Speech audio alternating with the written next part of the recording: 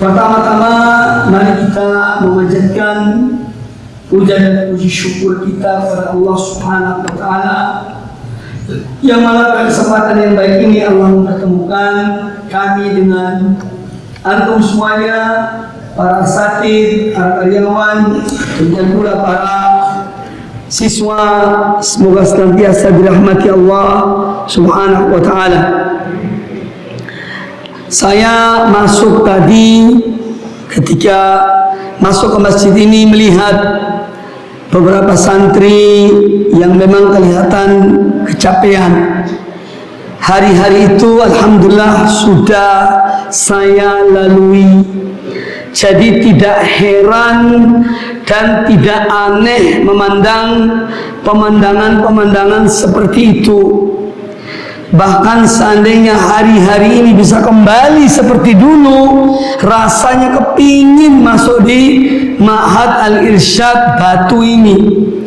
Ingin seperti dulu lagi, duduk sambil hafal, ya, iya, dibanguni, ya Allah kum, pingin sekali itu.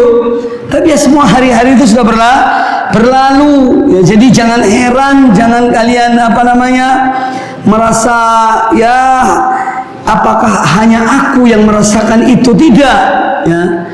Setiap orang yang pernah masuk pondok, ya, duduk di masjid, berkumpul, sholat berjamaah, ya insya Allah sudah pernah merasakannya. Dan saya alhamdulillah selama 40 tahun di pondok.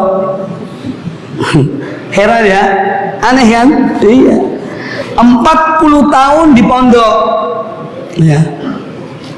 Mulai dari tahun 81 di pondok pesantren Pabelan, Muntilan sana, Magelang. Yang dari Magelang tahu insya Allah. Kecuali kalau ngantuk tidur ya tidak tahu. Pas lewat ya, tahunya itu Muntilan, ternyata udah lewat.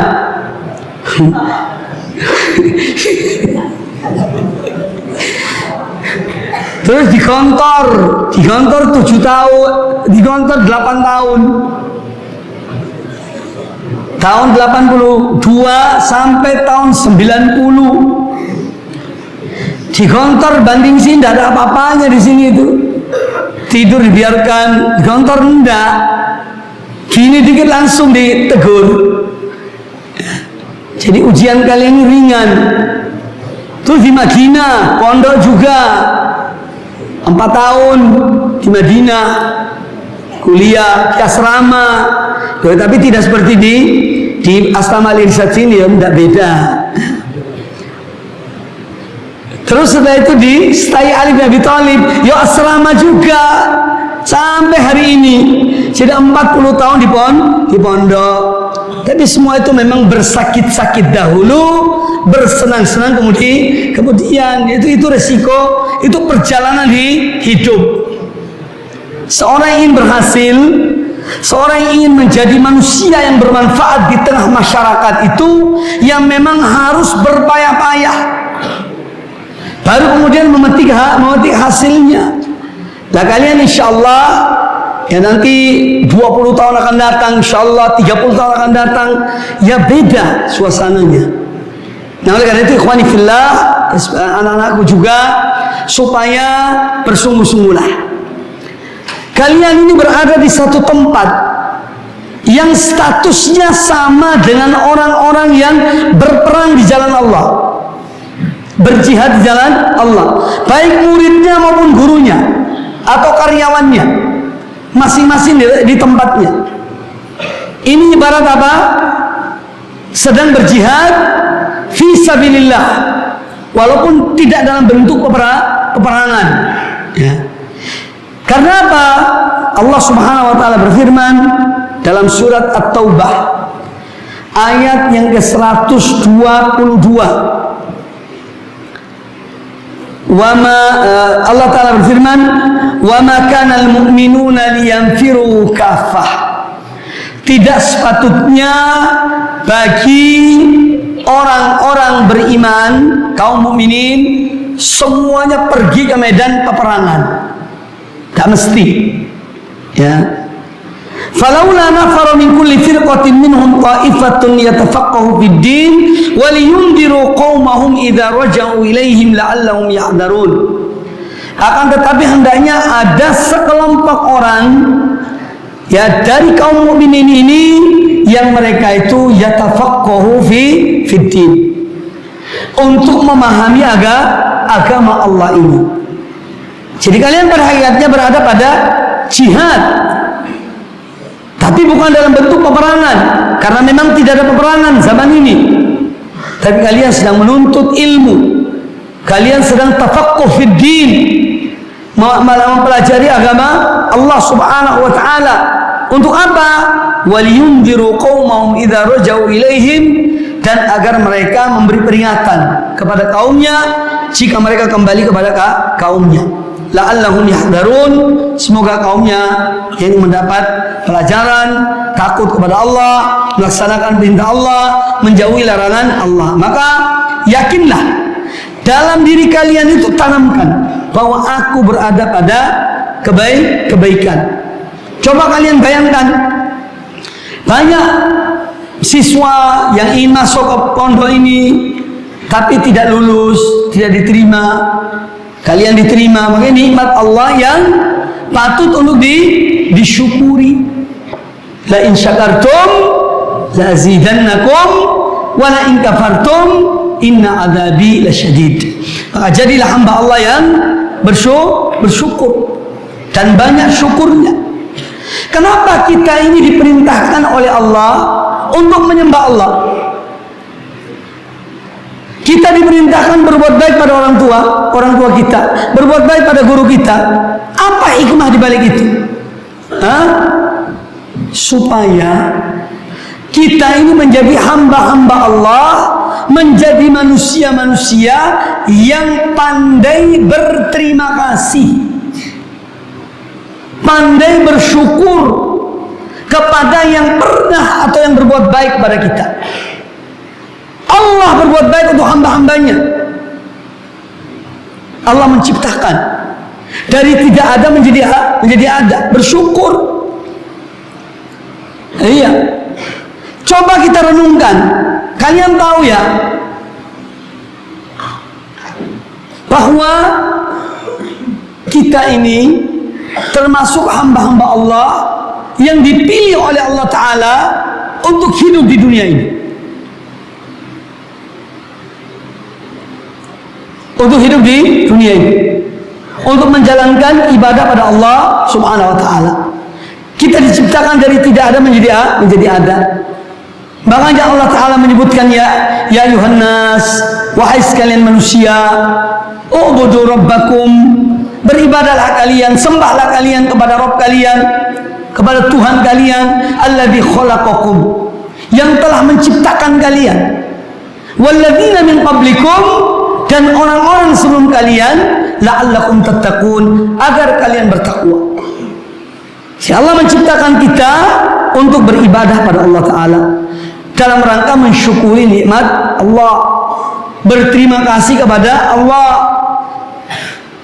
Kita diperintahkan untuk beribadah, untuk berbuat baik pada orang tua kita. Wa qadha rabbuka alla ta'budu illa iyyah wa bil walidaini ihsana. Dan Rabbmu Tuhanmu memerintahkan kamu, mewasiatkanmu untuk beribadah, ya, untuk tidak menyembah kecuali hanya kepadanya, dan berbuat baik kepada kedua orang tua. Jadi supaya kita ini menjadi hamba-hamba Allah, menjadi manusia-manusia yang pandai berterima kasih, pandai bersyukur.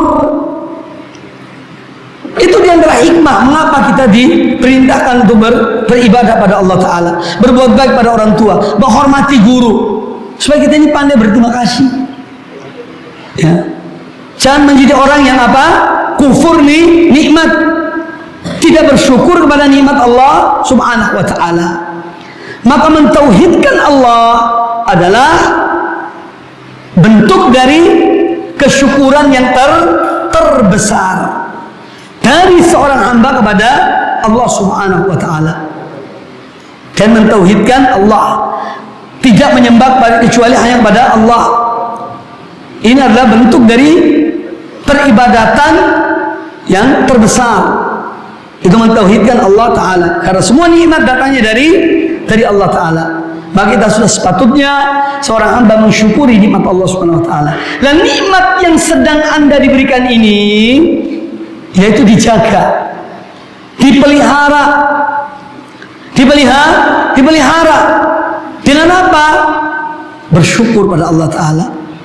Dan ucapan lisan, dan pengakuan dalam hati kita, dan dengan manfaatkan betul waktu-waktu yang kalian diberikan untuk menuntut ilmu. Ini kesempatan emas. Kalian akan tahu betul di antara sejarah hidup kalian nanti, insya Allah kalau kalian umur 50 tahun, 60 tahun, bahwa masa-masa terindah di antara masa kehidupanmu ketika di pondok. Kalian belum merasakan sekarang, nanti. Ya. Dan salah satu masa yang Anda akan kecewa ketika menyanyiakan waktu di pondok itu. Ya, sampai misalnya keluar, tidak tamat, tidak lulus, nanti nyesel. Iya ya, coba tahu dulu aku ini. Nanti kalian lihat temanmu masya Allah udah jadi ustadz, sudah jadi orang bermanfaat di masyarakat. Ya, yang tidak lulus, yang putus sekolah, nanti nyesel. Iya ya, coba dulu aku, itu percuma, tidak ada gunanya.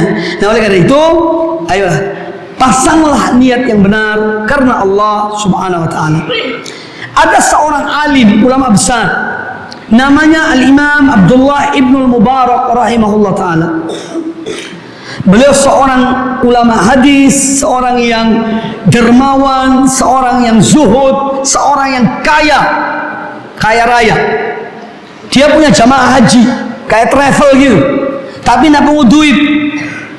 Semua jamaah dibayari ongkos haji, sampai ibadah haji dibelikan hadiah dari hartanya, masing-masing bawa hadiah.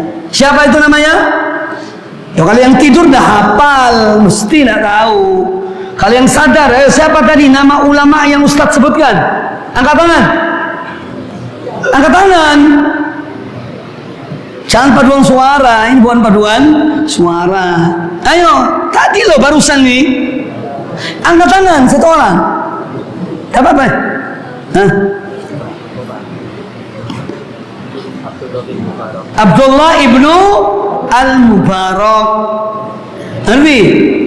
Apa pesan beliau kepada para penuntut ilmu? Tapi wajarlah kalau antum jawabnya juga kurang mantap, karena perutnya kurang mantap. Benar nggak? Iya.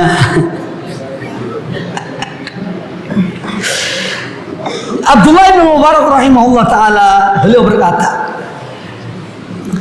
pesan beliau kepada para penuntut ilmu, kata beliau, awwalul ilmi an-niyatu.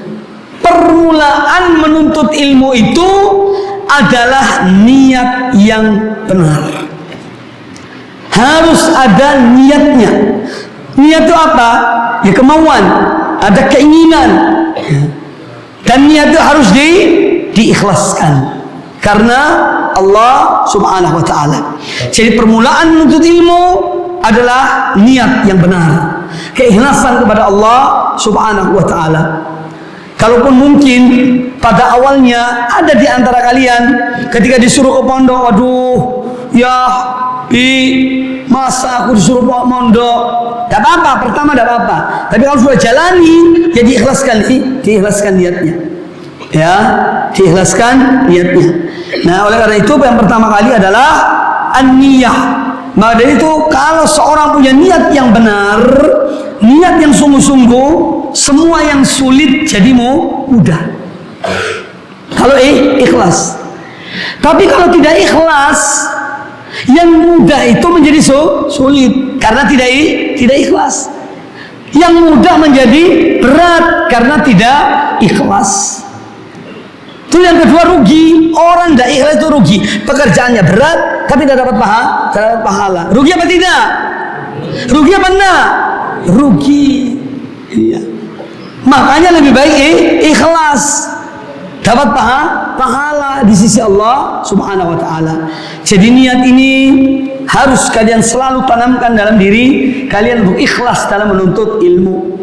Orang yang ikhlas akan dibalas oleh Allah Ta'ala dengan balasan yang besar, ya. Orang yang mukhlis pada Allah Ta'ala. Nabi kita Muhammad SAW bersabda apa? Innamal a'mal binniyat. Sungguhnya amal itu harusnya niat ikhlas karena Allah Subhanahu wa Ta'ala. Ini yang pertama. Kemudian yang kedua, kata Abdullah bin Mubarak, summal istima'. Kemudian dalam menuntut ilmu itu harus betul-betul mendengar. Al-istima' beda dengan as-sama'. As-sama' apa bedanya? As-sama' itu sekedar dengar. Pokoknya ada ustadz ngoceh depan, itu namanya tidak tahu, tidak ngerti apa yang diomongkan, itu namanya dengar. Tapi kalau istima' itu betul-betul dicermati. Apa yang diucapkan, apa isinya, apa poinnya, ya, apa kesimpulannya, itu betul-betul mendengar namanya. Mendengar dengan seksama. Itu namanya al-istima'. Jadi niat, kemudian mendengar dengan seksama. Ini tugas murid di kelas itu, jangan ngantuk, ya, jangan senang absen, bentar-bentar sakit, tahu-tahunya sakit-sakitan. Jangan. Wallah, orang yang malas itu tidak ada gunanya. Harus selalu semangat dalam menuntut ilmu. Tidak boleh gaib kecuali betul-betul darurat. Ya. Ustadz dulu waktu belajar, alhamdulillah, ya, tidak hadirnya itu bisa dihitung. Apa arti bisa dihitung? Ya sedikit. Iya, duduknya di meja nomor 1 depan guru. Tidak bisa ngantuk kalau depan guru itu. Kalau ngantuk ya keterlaluan. Ada murid ngantuk depan guru itu ya keterlaluan. Cewernya pun gampang. Jadi harus semangat. Orang yang semangat itu ditolong oleh Allah Subhanahu wa Ta'ala. Kalau orang yang semangat. Jadi kedua adalah mendengar dengan seksama, al-istima', mendengar dengan betul-betul memasang dua telinganya, konsentrasinya, hatinya dalam mendengar ustadz menerangkan. Kemudian juga kalian harus tanya, jangan malu bertanya. Kalian kalau tidak paham ketika pelajaran di kelas itu, angkat tangan. Afwan Ustaz, ana tidak paham ini. Tolong diulangi Ustaz. Dan Ustaz tidak boleh ngamuk kalau muridnya bertanya ulang-ulang. Iya. Dan itu namanya guru. Ya, guru harus sabar. Ya, kalau mau jadi guru yang profesional, salah satunya adalah sabar. Ya, menghadapi murid, kadang ini tidak paham, jadi dilayani dengan baik. Jadi kalau kalian tidak memahami tidak paham, tanyakan. Kemudian yang ketiga, kata Abdullah bin Mubarak, summa al-fahmu. Pertama niat, kedua mendengar yang seksama, ketiga memahami. Mengapa memahami itu setelah mendengar dengan seksama? Karena seorang akan bisa paham kalau dia mendengar dengan seksama. Kalau dengarnya hanya sekedar, otaknya di tempat lain, pikirannya di kantin, kapan sih istirahatnya, belum sarapan tadi, oh tidak masuk pelajarannya. Yang masuk bayang-bayang sarapan, kebabnya, iya, cikinya, kuenya, jemblemnya, ya. Kalau ingatnya sarapan, jadi ya dengar dengan seksama, hasilnya adalah apa? Paham. Hasilnya apa? Paham. Jadi yang ketiga apa? Al-fahmu. Harus paham. Kalau tidak paham bertanya. Yang kemudian yang keempat kata beliau, summa al-hifzu. Nah, ini pentingnya hafal. Ya, apalagi pelajaran yang memang harus dihafal. Karena tidak semua pelajaran harus dihafal. Tapi ada beberapa materi pelajaran, mata pelajaran yang memang harus dihafal. Seperti ayat-ayat Al-Quran, hadis-hadis Nabi, perkataan-perkataan para ulama, ya, itu dihafal. Ya, dihafal dengan benar. Bagaimana cara hafal Ustaz? Cara menghafal, satu baris itu baca 30 kali. Baca sambil lihat. Kalau sudah baca 30 kali, tutup bukunya. Coba menghafal sedikit-sedikit. Tidak ada metodenya. Ustaz kelamaan Ustaz 30 kali. Kurang 30 itu. Sebetulnya 50 kali. Cuma kasihan kalian udah capek, tak kurangi 30. Sebetulnya tadi 50. Jadi diulang-ulangi yang mau dihafal itu sampai 30, 40, 50 kali dibaca dan melihat. Baru kemudian Anda hafalkan. Insya Allah cepat. Ya. Jangan kayak orang maling. Tahu maling? Ya. Qala Rasulullah SAW, innamal a'malu binniyat. Qala Rasulullah SAW, innamal a'malu binniyat. Ini salah dalam belajar. Salah.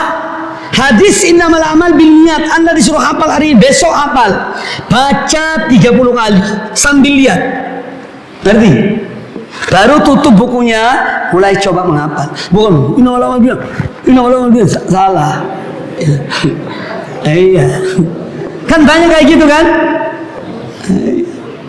Jadi dihafal. Selama hafal, kemudian summal amal, diamalkan.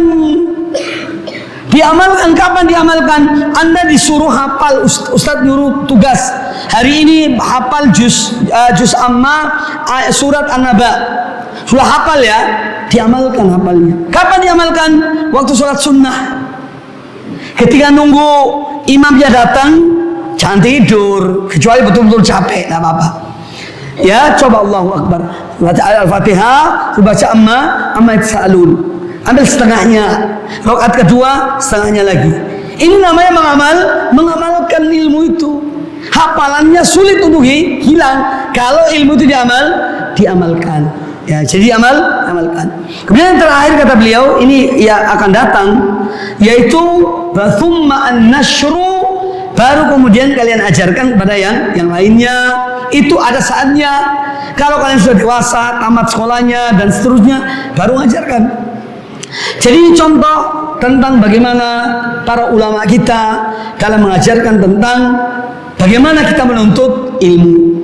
Jadi ikhwani fillah rahimakumullah, ini nasihat khusus saya untuk kalian sebagai tulabul ilm. Ingat ya, pertama apa? Niat. Kemudian yang kedua, al-istima', mendengar dengan seksama. Yang ketiga, al-fahmu, memahami. Yang keempat, al-hifdhu, menghafal. Yang kelima, al-amal. Jadi ilmu sedikit itu diamalkan. Waktu sholat duha, sholat sunnah, atau mungkin ada yang bangun malam-malam, ya sholat tahajud, diamalkan hafalannya itu. Ya. Kemudian yang keenam, an-nashr. Ini nanti kalau sudah dewasa, Anda sudah sampai ilmu yang sudah cukup, saatnya mengajarkan, maka kemudian baru diajarkan. Nah ini ikhwan fillah rahimakumullah. Kemudian yang kedua, poin berikutnya berkaitan dengan al-akhlaqul karimah. Tulabul ilm, anak-anak yang menuntut ilmu harus punya akhlak yang mulia. Karena akhlak ini adalah hiasan bagi para penuntut ilmu. Kalau seorang dia dalam menuntut ilmu, dia mengamalkan ilmunya, kemudian dia berakhlak yang mulia, akhlak kepada guru kalian, kepada orang tua kalian, kepada tetangga kalian, kepada teman kalian. Karena al-akhlakul karimah ini adalah salah satu misi. Nabi SAW diutus oleh Allah Ta'ala untuk apa? Untuk memperbaiki akhlak. Apalagi orang yang menuntut ilmu. Kata Nabi SAW apa? Innama bu'ithu liutammima makarimal akhlak. Sesungguhnya aku diutus oleh Allah untuk menyempurnakan akhlak yang mulia. Karena akhlak ini adalah perangai yang dilihat oleh orang. Ya, langsung dilihat. Oleh karena itu harus seorang penuntut ilmu memiliki akhlak yang mulia. Orang yang punya akhlak yang mulia dicintai oleh Allah dan dicintai oleh sesama hamba Allah Subhanahu wa taala. Tapi kalau seorang akhlaknya jelek, ya dibenci oleh Allah, juga dibenci oleh manusia.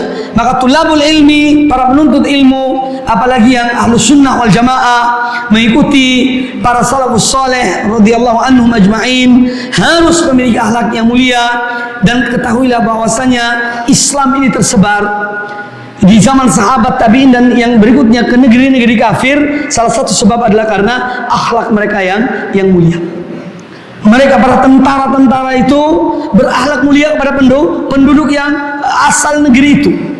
Maka para penduduk melihat orang-orang muslim ini kok baik akhlaknya, mulia akhlaknya. Mereka tertarik dengan melihat akhlak para sahabat, para tabi'in, ya, dan orang-orang yang berperang di jalan Allah yang menaklukkan negeri-negeri mereka. Akhirnya mereka memeluk Islam tanpa ada peperangan. Maka itu akhlak yang mulia, apalagi zaman seperti ini, zamannya medsos, semua yang bejat semua ada di situ, yang baik ada di kotak hitam ini, ya, di benda ini. Ini hati-hati, ya, kalian hati-hati, ya, jadi harus punya akhlak yang mulia.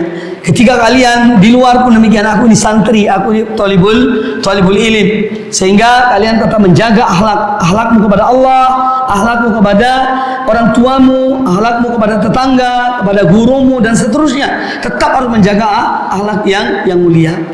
Kemudian yang terakhir, ya, sebagai orang yang lemah, kita ini lemah. Selalu mohon pada Allah Ta'ala taufik. Apalagi orang menuntut ilmu. Rabbi zidni ilman, ya Allah tambahilah aku ilmu. Ya Allah marzuqni fahman, ya Allah berikanlah kepada aku pemahaman dalam bentuk ilmu.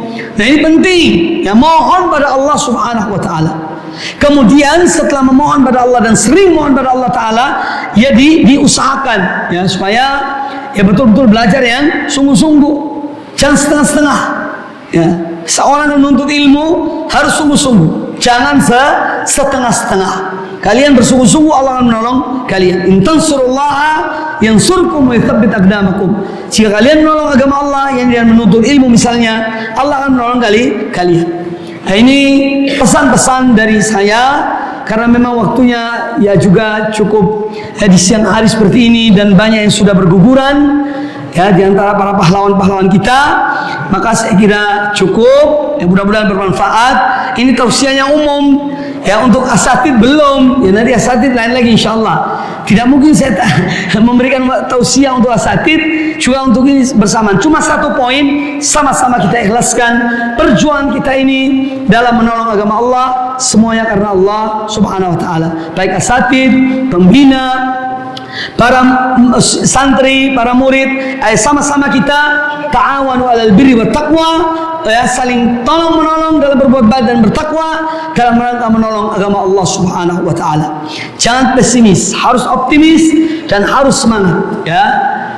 Demikian, semoga bermanfaat bagi kita semuanya. Aqulu qouli hadza wa jazakumullahu khairan. Subhanallah wa bihamdika asyhadu an la ilaha illa anta astaghfiruka wa atubu ilaik. Wa sallallahu wasallam wa baraka ala nabiyyina wa ala alihi wa sahbihi ajma'in. Thumma assalamu alaikum warahmatullahi wabarakatuh.